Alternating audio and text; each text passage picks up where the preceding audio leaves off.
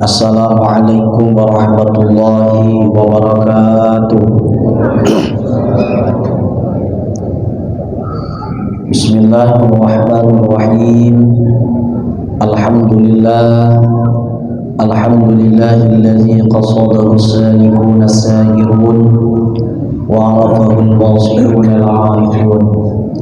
Asyhadu an la ilaha illallah wahdahu la syarika lahu khazainahu bainal kafi wan nun alladzi idza arada syai'an ay yaqula lahu kun fayakun.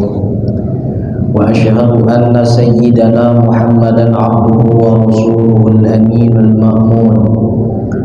Allahumma shalli wa sallim ala sayyidina Muhammad sirril maknun wa ala alihi wa sahbihi wa zuriyatihi wa atba'ihi ila yaumi la yanfa'u fihi malun wa la banun, amma ba'd.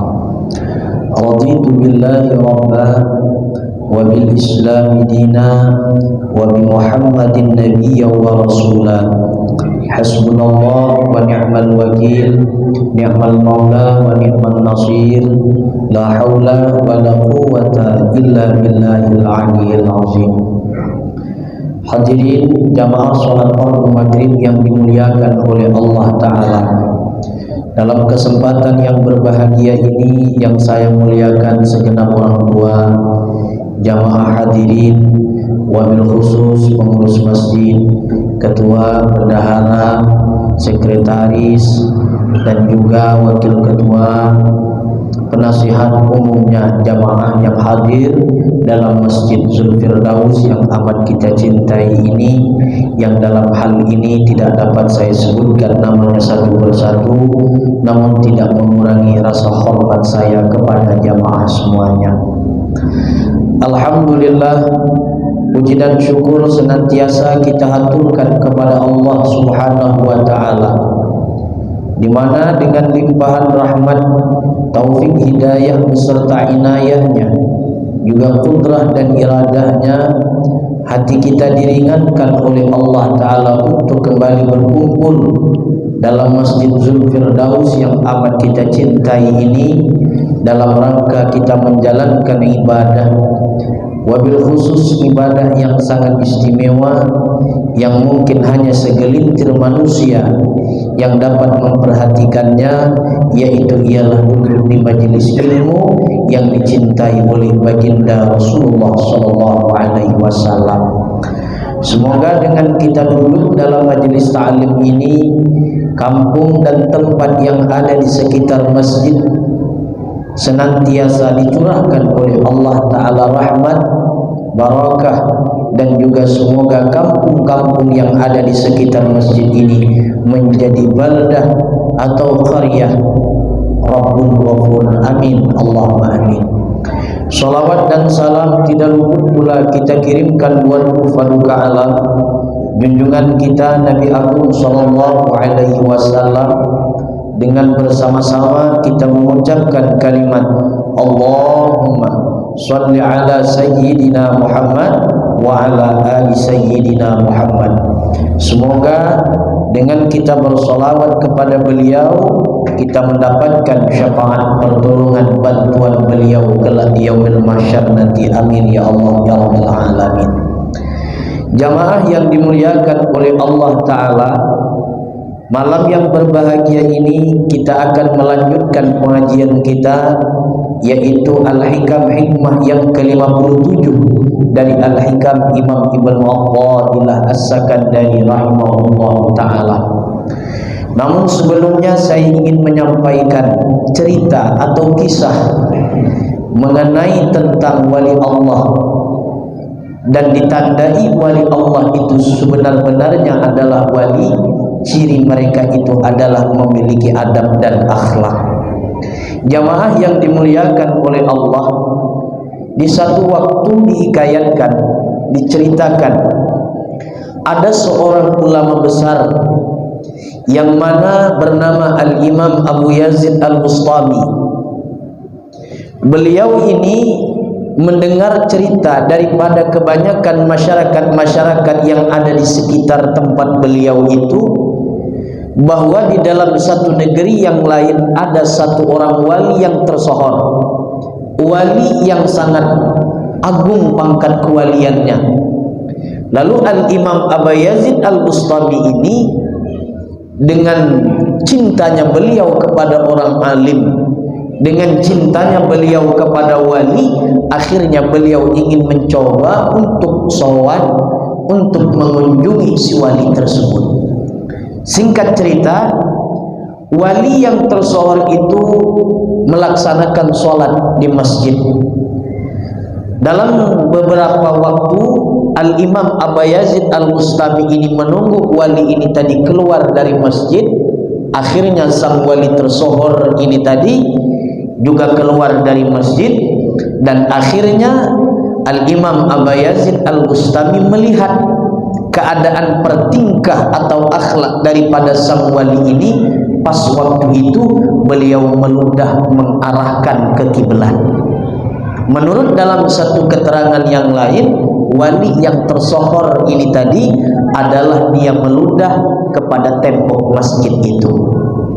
Lalu akhirnya Al-Imam Aba Yazid Al-Bustami ini tadi berkata di dalam hatinya, masa seorang wali atau seorang wali itu dia diyakini menyimpan rahasia-rahasia Allah, tapi akhlaknya tidak mencerminkan satu rahasia daripada rahasia Allah, maka ini adalah bukan pertanda wali.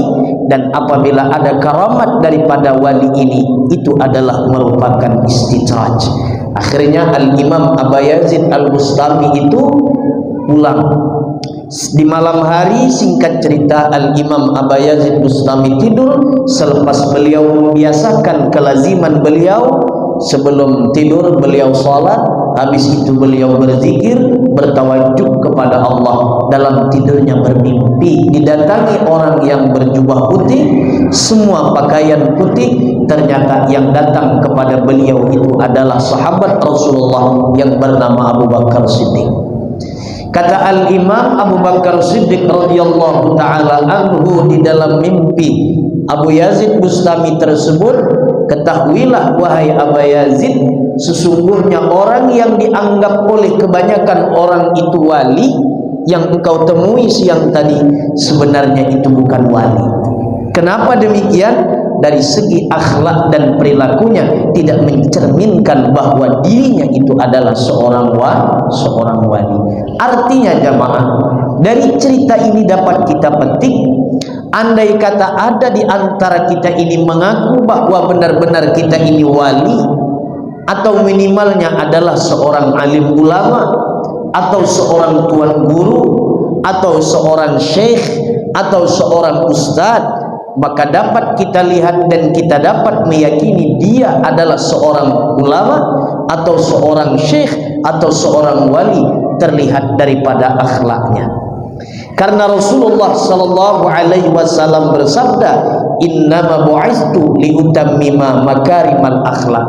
Aku diutus di muka bumi ini tidak lain dan tidak bukan adalah untuk menyempurnakan akhlak.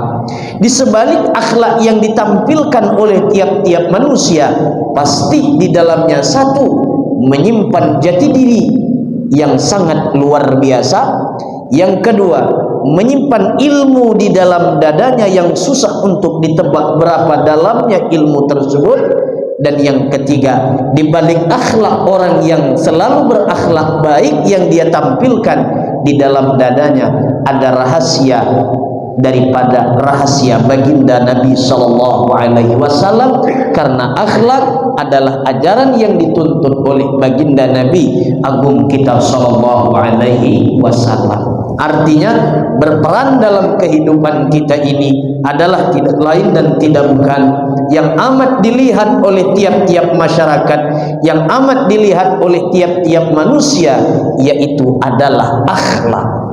Kadang-kadang kita di tengah masyarakat ini menampilkan akhlak agar supaya orang ini mencaci dia, bukan begitu? Kadang-kadang kita ini di masyarakat, biarlah aku bertampil apa adanya, aku berbuat menyeleneh agar orang mentuhmah aku, dan aku mendapatkan pahala disebabkan orang yang menghibah aku, disebabkan orang yang mentuhmah aku. Di dalam kitab dikatakan bahwasanya barang siapa yang menampilkan akhlak yang tidak baik dengan berketujuan agar orang itu menghibah dia, dengan berketujuan agar orang itu mengumpat dia, dengan bermaksud agar orang itu mentuhmah, mencaci maki dia sehingga dia mendapatkan pahala dan orang lain mendapatkan dosa, maka tidak ada patut yang disalahkan adalah orang yang berlaku akhlak buruk itu yang patut disalahkan.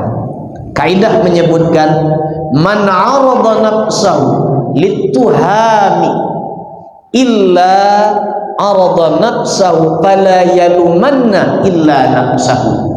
Yang artinya adalah barang siapa yang mempublikasikan, barang siapa yang menampilkan pada dirinya itu adalah akhlak yang tidak baik, padahal dia itu baik, cuman dia menutupi dia itu adalah orang yang tidak baik, dia tutupi dengan akhlak yang tidak baik agar orang beranggapan bahwa dia adalah tidak baik beneran.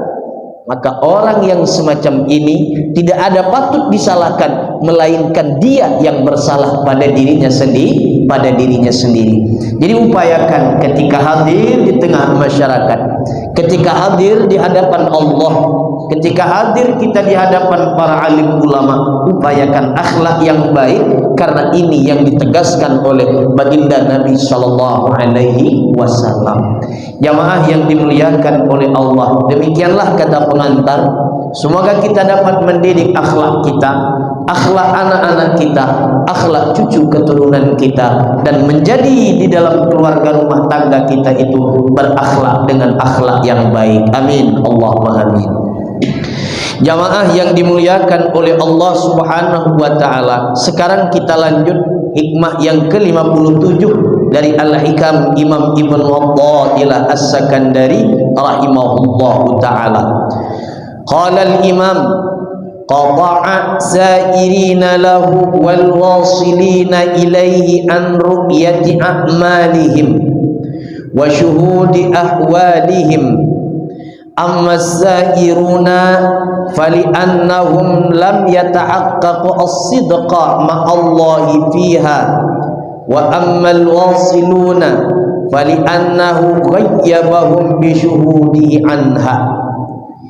Yang arti atau terjemahannya adalah Allah Subhanahu wa ta'ala mencegah akan orang-orang yang berjalan menujunya, dalam kurung sebut saja salik, dalam kurung disebut saja dengan sair. Dan juga Allah Ta'ala mencegah orang-orang yang sudah sampai kepadanya, dalam kurung disebut saja dengan orang yang ahli ma'rifah. Allah mencegah mereka itu daripada melihat amalan-amalan mereka dan menyaksikan daripada keadaan-keadaan mereka. Adapun orang-orang yang berjalan menuju Allah, atau disebut dengan salik tadi, atau disebut dengan sair tadi, mereka itu beranggapan, mereka itu merasa bahwa tidak pantas, tidak selayak mereka itu adalah baik beserta Allah pada taat yang mereka lakukan. Adapun orang-orang yang sudah sampai kepada Allah, yaitu orang-orang yang ma'rifat billah, mereka itu merasa dan mereka itu tenggelam dengan menyaksikan Allah daripada taat yang mereka lakukan. Jamaah yang dimuliakan oleh Allah Ta'ala, syaratnya adalah ahlullah fariqani, ahlinya Allah Ta'ala itu terbagi kepada dua kelompok. Ahli itu makna asalnya hadirin adalah keluarga. Mustahil di sini maknanya adalah keluarga Allah, karena Allah tidak memiliki keluarga.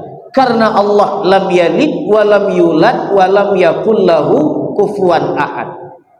Yang dimaksud dengan ahli Allah di sini adalah al-mutaqarribuna ilallah, mereka yang dekat dengan Allah. Yang disebut dengan dekat dengan Allah Ta'ala di sini bukan dekat melalui tempat. Yang semacam kita ini, Bapak Bakar dengan Bapak Zaid dekat di dalam satu majelis, itu namanya dekat dipandang sisi tempatnya. Bapak dengan saya hadirin semuanya saling berdekatan duduk, antara jamaah satu dengan jamaah yang lainnya adalah dekat, tapi dekat dalam arti kata dalam segi waktu dan dikurungi dengan tempat. Dekatnya seorang hamba Allah itu kepada Allah bukan berarti dekat dikurungi dengan waktu, bukan dilingkupi dengan tempat. Tetapi yang dimaksud dekat di sini adalah dekat mereka kepada Allah Subhanahu wa taala, akhlak mereka seperti sifat Allah Subhanahu wa taala. Itu pengertian dekat mereka kepada Allah. Orang ini akhlaknya penyayang, orang ini akhlaknya penyantun, orang ini akhlaknya pemurah. Allah Ta'ala memiliki sifat penyayang, Allah Ta'ala juga memiliki sifat penyantun. Berarti dekat orang ini dengan sifat Allah, maka orang ini disebut dengan orang yang dekat kepada Allah. Kenapa demikian? Akhlaknya dengan sifat Allah Ta'ala itu saling berdekatan. Sampai di sini insya Allah paham ya. Jadi yang dimaksud dekatnya di saat kita menjalankan ibadah, di saat kita melaksanakan zikir, di saat kita melaksanakan puasa, orang-orang menyebut bahwa perbuatan taat, perbuatan ibadah adalah satu buah ritual yang mendekatkan diri seorang hamba kepada Allah, dalam arti kata bahwa akhlak mereka itu berhampiran dengan sifat Allah Subhanahu wa ta'ala. Contoh, salat umpamanya.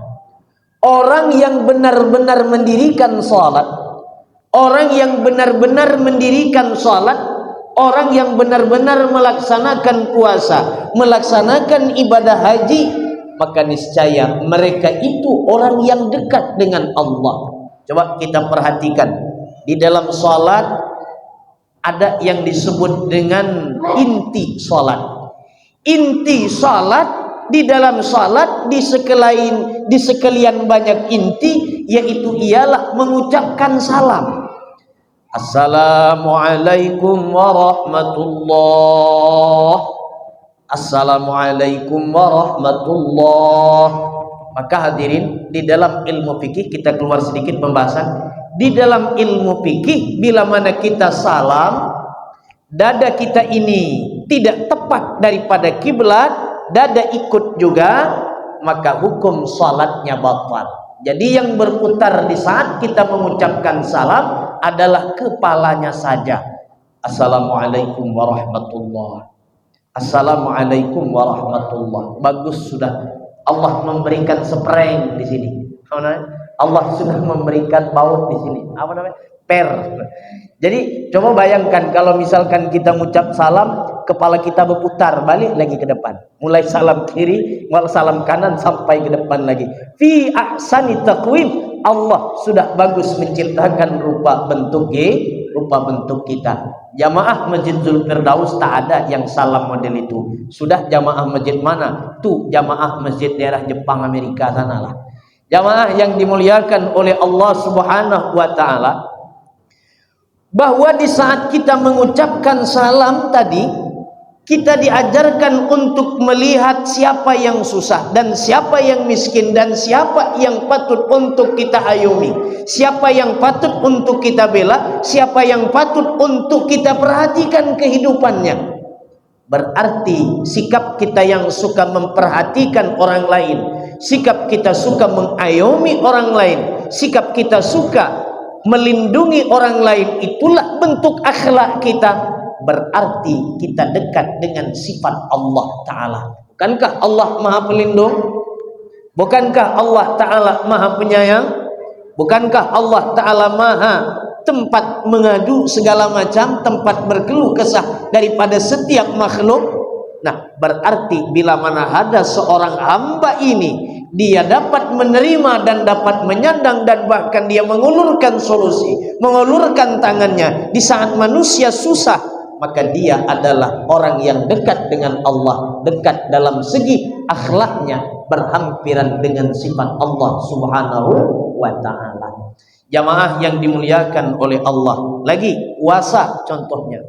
Puasa itu kalau kita sebenar-benarnya orang yang menjalankan puasa, kalau benar-benar kita menjalankan puasa dengan sebenar-benarnya, puasa itu adalah bentuk mendidik akhlak kita agar kita menjadi orang yang dekat dengan Allah Ta'ala. Mana contohnya? Puasa itu di samping melatih kita ini untuk menahan lapar, untuk menahan emosi, untuk menahan amarah, puasa jauh dari itu adalah mengajarkan dan mendidik, memberi akhlak pada diri kita agar kita ini menjadi orang yang peka terhadap orang lain. Karena orang lain ada kesusahan, karena orang lain itu ada yang kelaparan. Kelaparan orang lain, si miskin daripada kaum muslimin lapar, dan di bulan puasa kita lapar, berarti kita merasa kepekaan apa yang dirasakan oleh orang lain. Bukankah sifat kepekaan, bukankah sifat kejelian itu adalah sifatnya Allah? Manusia yang berakhlak dengan akhlak kepekaan itu adalah manusia yang berhampir dengan sifat Allah. Maka dia disebut dengan orang-orang yang dekat dengan Allah Subhanahu wa ta'ala.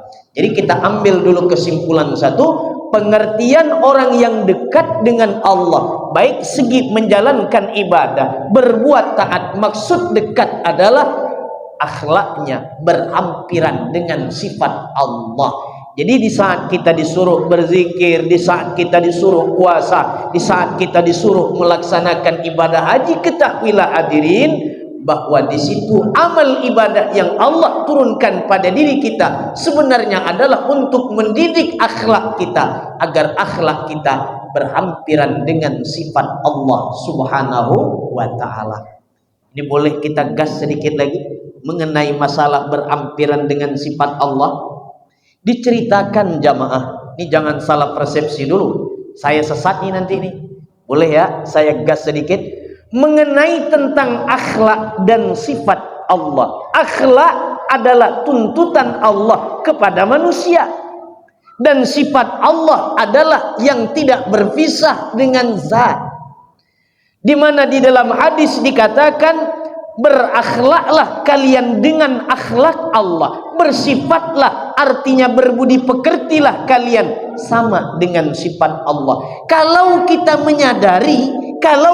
menyadari dan merasakan di saat kita menyayangi, di saat kita mengayomi orang lain, kita merasakan bahwa ini adalah akhlak yang dituntut oleh Allah pada diri aku ini, dan ini aku yakin berhampiran sekali dengan sifat Allah, mati orang itu, niscaya dia tidak akan disiksa oleh bumi, niscaya dia tidak disiksa oleh malaikat azab. Kenapa demikian? Karena akhlak orang ini berhampiran dengan sifat Allah. Sesuatu yang berhampiran dengan Allah, Allah tidak akan menyiksa orang yang berhampiran dengan dia. Jamaah yang dimuliakan oleh Allah Subhanahu wa ta'ala, maka andai kata ada ungkapan sebahagian kawan teman yang pernah belajar ilmu tasawuf, umpamanya, di saat aku melihat kalian, aku melihat Allah, berarti mafhumnya adalah, pemahamannya adalah, di saat dia melihat akhlak orang itu berhampiran dengan sifat Allah. Contoh gini jamaah, ada Bapak Bakar di sini. Saya katakan, Bapak Bakar ini adalah jalan untuk melihat Allah. Maksudnya adalah sifat yang ada dalam diri Bapak Bakar ini, sifat yang suka rajin raktir di kedai kopi, berarti sifat dermawan, berarti sifat kaya, berarti bukankah sifat dermawan itu adalah kepunyaan Allah? Lalu dipakai oleh dia, orang ini adalah berhampiran dengan Allah, dekat dengan Allah dalam sisi akhlak dan sifatnya. Jamaah yang dimuliakan oleh Allah Subhanahu wa ta'ala, masih lama karena insya masih panjang, tenang. Orang yang menjadi ahli Allah Subhanahu wa ta'ala itu terbagi menjadi dua kelompok, terbagi menjadi dua golongan. Yang pertama golongannya adalah fariqun az-zairuna aw salikun, Kelompok pertama orang yang dekat kepada Allah, orang yang menjadi ahlinya Allah, itu kelompok pertama disebut dengan kelompok as-sairun namanya, atau kelompok as-salikun, orang-orang yang berjalan menuju Allah. Bagaimana keadaan mereka ini yang disebut dengan salik, yang disebut dengan sair? Keadaan orang yang berjalan menuju Allah ini bagaimana keadaan mereka? Alladzina amanu wattajahu ila tanfidhu awamirillah wal ibti'ad anin nawah. Keadaan mereka adalah beriman kepada Allah dan mereka benar-benar bersungguh untuk menjalankan yang diperintah oleh Allah dan meninggalkan yang dilarang oleh Allah Subhanahu wa ta'ala. Itu keadaan orang yang salik tadi, keadaan orang yang sair tadi, orang yang berjalan menuju Allah, beriman dan tidak main-main, bersungguh-sungguh untuk menjalankan yang disuruh oleh Allah, meninggalkan yang dilarang oleh Allah Subhanahu wa ta'ala.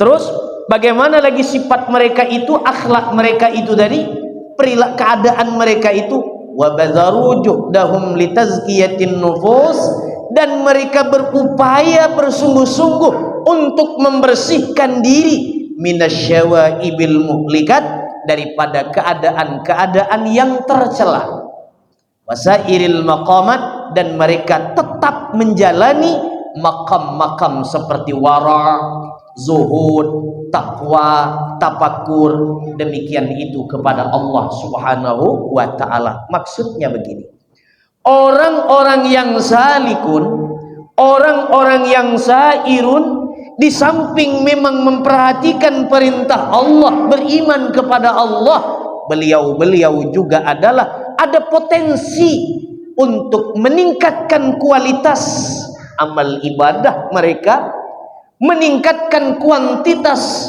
amal ibadah mereka. Itu yang disebut dengan salik. Kalau hanya hari ini baca Yasin malam Jumat, itu aja modelnya, malam besok tak ada peningkatan sama sekali, tidak ada peningkatan, itu tidak dikatakan salik. Yang dikatakan salik adalah orang yang memikirkan keadaannya, apa yang patut dia tingkatkan pada hari ini. Apakah hari ini lebih baik daripada hari semalam, atau sebaliknya hari ini lebih buruk daripada hari semalam? Bila mana hari ini dia lebih buruk dari hari kemarin, berarti dia tidak tergolong dari kategori orang yang salik. Karena orang yang salik itu adalah mereka menaikkan kualitas di hari ini dan sampai di hari besoknya lebih baik di hari ini. Itu kualitas dan daripada orang-orang yang disebut dengan salik tadi.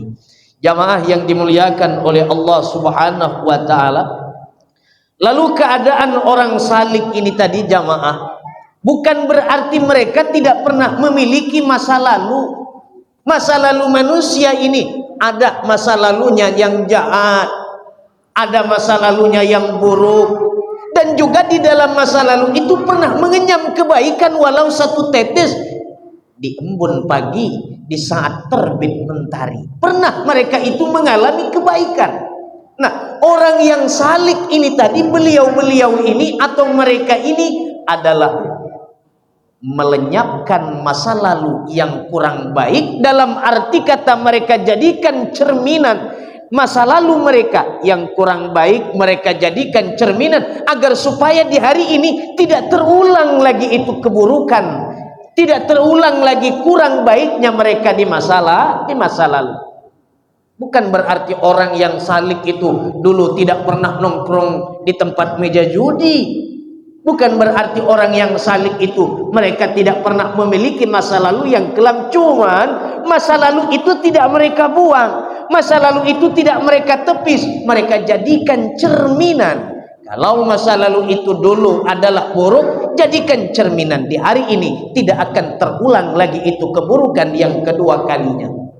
Kalau di masa lalu itu adalah baik di masa lalunya, maka di hari ini mereka jadikan cerminan itu masa lalu adalah sebagai bentuk untuk mereka pertahankan, untuk mereka tingkatkan kembali.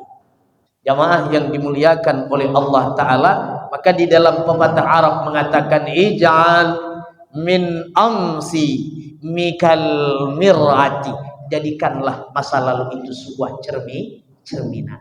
Apa yang patut kita pertahankan, kita pertahankan. Apa yang patut kita jadikan pelajaran di hari kemarin, kita jadikan pelajaran. Tak mungkin pelajaran yang dulu dia masih menjabat salah lalu kita ulang lagi ke sana, mungkin. Di saat kita menjabat duduk di kursi yang sama karena dulu ketuanya adalah salah, di hari ini bagaimana kita membenah dan kita membedah untuk mengevaluasi agar menjadi orang yang lebih baik, atau menjadi dalam sebuah kemasan satu kepemimpinan yang kita pimpin itu menjadi lebih baik. Itu yang disebut dengan salih. Jadi yang dikatakan salih, yang dikatakan orang yang berjalan menuju Allah, beliau-beliau itu, mereka itu memikirkan dan ada upaya untuk meningkatkan kuantitas dan juga kualitas untuk menuju Allah Subhanahu wa Ta'ala. Itu yang disebut dengan salih. Jamaah yang dimuliakan oleh Allah Subhanahu wa Ta'ala, dan beliau-beliau ini juga adalah orang-orang salih ini tadi. Apapun yang sekiranya menghambat diri mereka ini daripada hal-hal yang mendekatkan diri kepada Allah, entah itu pekerjaan, entah itu teman, entah itu apa segala macam jenisnya, bila ada menghambat mereka urusan mereka dengan Allah, mereka tepis. Artinya mereka abaikan. Mereka tetap mencari sesuatu yang mana ini tidak menghalang perjalanan mereka menuju Allah. Itu yang disebut dengan orang-orang salih. Jadi yang pertama, orang yang dikatakan dekat kepada Allah atau orang yang akhlaknya hampir dengan sifat Allah, yaitu ialah orang yang salih. Kalau hari ini merosot, kemarin berjamaah, hari ini tak berjamaah, bahkan tak berjamaah, bahkan tak pernah datang ke majelis taklim, bahkan tak pernah duduk di majelis taklim. Dulu pernah, sekarang makin merosot. Semenjak ada usaha ngantar air galon ini tak pernah lagi datang ke majelis taklim, tak pernah. Orang kematian tak pernah. Maghrib sibuk, itu bukan salik namanya. Itu namanya jumlatun min awamil mukminin. Awamnya daripada golongan mukminin. Dulu saya pernah nemui, bukan di Tanjung Pinang, saya nemui itu daerah Jepang, Amerika sana lah. Saya perhatikan orang ini sebelum dia bekerja rajin ke masjid, orang ini rajin berinfak sedekah, datangnya selalu tepat waktu untuk berjamaah. Sekarang sudah Allah beri titip pekerjaan, yang pekerjaannya itu mestinya semakin tambah kualitas ibadahnya kepada Allah, ini semakin merosot. Kerjaannya ada yang maghrib kadang masih di jalan. Ini perlu kita perhatikan dan perlu kita evaluasi diri kita. Semestinya di saat kita mendapatkan pekerjaan, ini anugerah dari Allah, ini nikmat dari Allah, bukti doa kita selama ini diijabah oleh Allah Subhanahu wa Ta'ala. Harusnya semakin meningkat ibadah kita kepada Allah Ta'ala, bukan semakin bekerja semakin tidak beribadah. Bukan semakin bekerja semakin merosot iman takwa kita kepada Allah. Semakin ada pekerjaan, semakin tambah lagi ibadah kita. Itu yang pertama disebut dengan orang yang salihin atau orang yang salih, yang dekat dengan Allah Ta'ala. Yang kedua, wa fariqun al-ghasiluna al-arifuna billah. Yang kedua, orang yang dekat dengan Allah Ta'ala itu, ini tingkatan yang nomor satu nih. Tadi nomor dua sari itu, salik tadi. Yang kedua adalah orang yang dekat dengan Allah Subhanahu wa Ta'ala itu al-wasilun, mereka orang yang sudah sampai kepada Allah. Al-arifuna billah, mereka itu disebut dengan arif billah. Mereka yang disebut dengan ma'rifatullah. Siapa mereka itu? Alladzina shalu sayra tawilan hatta wasalu ila alla yaral kaun illa ra'al mukawwin.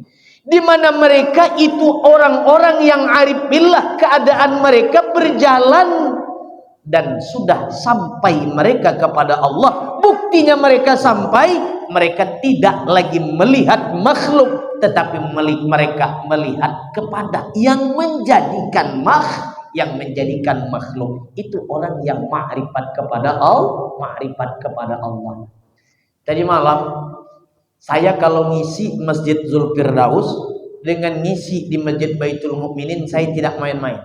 Karena kitabnya itu adalah kitab inti. Namanya kitab Al-Hikam. Artinya tidak bisa disembarangan dalam menyampaikan. Saya jujur aja, ngisi di Masjid Zulfirdaus dengan Masjid Baitul Mukminin itu saya tidak main-main. Pokoknya jam 3 malam saya baru tidur, begadang. Saya tadi malam menemukan di dalam satu kitab yang bernama kitab Al-Ghaisul Mawahib, bahwasanya yang disebut dengan ma'rifatullah itu, hadirin, di samping memang dalam pengertian lain orang yang sudah sampai kepada Allah yang disebut dengan wali, termasuk juga orang yang sampai kepada Allah Subhanahu wa ta'ala, yaitu ialah mereka yang memiliki azam, memiliki cita-cita untuk menjadi hamba makrifat kepada Allah, dan ada upaya melangkah sedikit demi sedikit itu makrifat namanya. Jadi di saat kita ada punya azam, ya Allah, aku ini ingin makrifat kepada Engkau, tapi ada upaya kita. Apa upaya kita? Kita sudah mulai melangkah. Yang dulunya kita malas, yang dulunya kita banyak akhlak yang tercela, sedikit kita rubah. Berarti ini adalah orang yang ma'rifat kepada Allah Subhanahu wa ta'ala. Di dalam kitab Ar-Ruh, hati-hati, ma'rifat di saat orang yang dulunya zalim, di saat dulu orang ini malas berjamaah, tahu-tahu rajin berjamaah, tahu-tahu datang majelis taklim. Ini khawatir juga. Dalam kitab Ar-Ruh diceritakan bisa saja orang ini tanda dia jadi mau itu ada di dalam kitab Ar-Ruh, karya daripada Imam Ibnu Qayyim Al-Jauzi. Nah, supaya tanda itu tidak menjadi tanda yang ganjil pada diri kita, mulai sekaranglah kita memperbaiki, mulai sekaranglah kita menapak mana yang kurang kita tambal, mana yang sudah lebih kita tambahkan lebih lagi. Itu tanda orang yang ma'rifat kepada Allah, ada niat untuk ma'rifat kepada Allah. Dan di akhirat nanti di dalam kubur yang ditanya bukan urusan lain, yang ditanya adalah man rabbuka, siapa Tuhanmu? Bukankah pertanyaan man itu menunjukkan pertanyaan kenal? Berarti yang ditanya adalah orang yang masuk ke dalam kubur itu adalah orang yang ditanya mengenai tentang ma'rifat. Tak ditanya dalam kubur nanti itu apa, berapa jabatanmu, berapa bank. Yang ditanya adalah man rabbuka, siapa Tuhan. Jamaah yang dimuliakan oleh Allah Ta'ala, kelompok yang kedua, orang-orang yang dekat dengan Allah, mereka disebut dengan al-arifun, mereka yang disebut dengan al-wasilun. Termasuk orang yang ma'rifat dalam pengertian lain yang memang sudah sampai kepada Allah, juga adalah orang yang ma'rifat itu ada, sudah berjalan, ada niat untuk menjadi hamba yang ma'rifah kepada Allah Subhanahu wa ta'ala. Ma'rifah itu memang susah untuk diterjemahkan dengan bahasa lisan, tetapi ma'rifah itu bisa dirasakan di dalam zauq, menyadari bahwa mereka itu tidak lepas dari Allah Subhanahu wa ta'ala. Insyaallah minggu akan datang akan kita lanjut mengenai tentang sairun dan salikun. Orang wali, orang ma'rifat itu begini. Di dalam kitab Jami'ul Usul Aulia dikatakan sadar di setiap saat bahwa mereka itu ingat kepada Allah. Saya ini gerak tangan saya tadi ini, sadar tak saya kepada Allah? Tidak sadar, berarti menunjukkan saya belum wali. Nah, jadi orang yang wali itu, orang yang arif billah itu, mereka berusaha menyadari walau hanya diselang dengan waktu 2-3 detik, mereka tidak lepas ingatan mereka kepada Allah. Allah itu jangan dibayangkan bahwa Allah itu besar biji matanya, kakinya panjang, biji matanya macam buku tumbuk besarnya. Enggak, Allah itu laisa kamislihi syai'un wa huwas sami'un alim wa huwas sami'ul basir. Jadi kesimpulannya untuk sementara, orang yang dekat dengan Allah itu ada dua. Yang pertama salik, dan yang kedua adalah wasil namanya. Mudah-mudahan kita dapat berjumpa di minggu akan datang, dan kita mudah-mudahan Allah panjangkan umur kita dengan berkah kita duduk di majelis ta'lim ini dengan berkat Al-Fatihah. Hamidin. Iyyaka na'budu wa iyyaka nasta'in. Shiratal mustaqim. Shiratal ladzina an'amta 'alaihim. Ya Allah biha, ya Allah biha, ya Allah bihusnil khatimah. Ya Allah biha, ya Allah biha, ya Allah bihusnil khatimah. Ya Allah biha, ya Allah biha, ya Allah bihusnil khatimah. Subhana rabbika rabbil izzati amma yasifun wa salamun 'alal mursalin walhamdulillahi rabbil alamin. Taqabbalallahu minkum. Ampun maaf, minta halal minta ridha. Akhir kata dari saya, Allahumma fi ila qamit tarik. Assalamualaikum warahmatullahi wabarakatuh.